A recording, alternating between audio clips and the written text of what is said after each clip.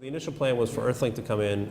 They want to spend, they spent $27 million building out a network, and they build it out kind of back asswards, or ass backwards, because of the city requirements and the way it had to be built out. And there's a real concern about making sure that communities that don't have access to broadband had access. And so they built out in areas where people didn't have as much money and as many resources to actually become customers.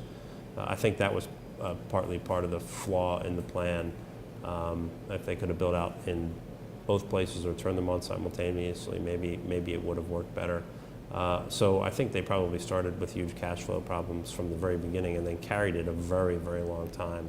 But there are 29 high sites around the city and 4,500 nodes, which are a valuable asset. Private investors bought it for a couple $1 million, and we're going to build a business. They bought it in 2008, and the economy just sank, and they couldn't find additional investors and resources to do the things that had to be done to turn it into a business. It truly was asking people to invest in a startup right at the beginning and height of the what people call the Great Recession.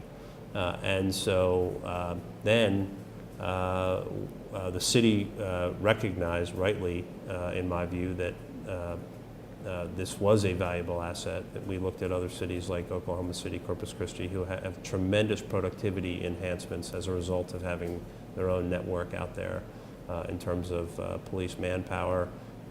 If you don't have to go, they've increased productivity by about 20%, avoiding going back to the station to fill out paperwork and other things. Manpower of sort of L&I inspectors and health inspectors and other people increased 30% in those cities as a result of not having to fill out paperwork back at a central location, but being able to do it on site while they're making inspections and issuing tickets and things like that.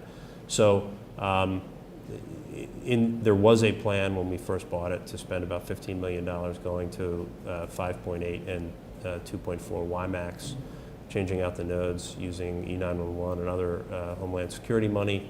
It also provided the ability to have interoperability with state and federal law enforcement using private channels.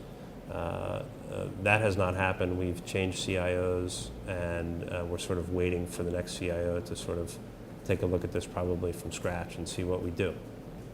From the city's perspective, it's always been the administration, it always had been the administration's view that it needed to be cost neutral, but my view was a private operator with the city as its main customer, but with service level agreements that put us in first priority, knock everybody else off, and we need to use it for emergencies and stuff, would have the city get into the lowest dollar cost.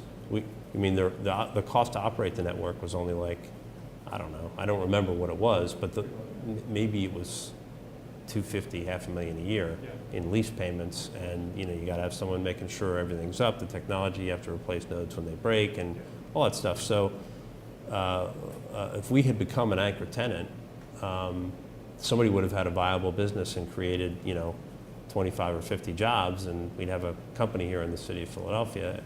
Now that we own it, that opportunity is not lost. We could still put out an RFP for a private person to take it with us as the anchor tenant, and ultimately that may be our best strategy with it.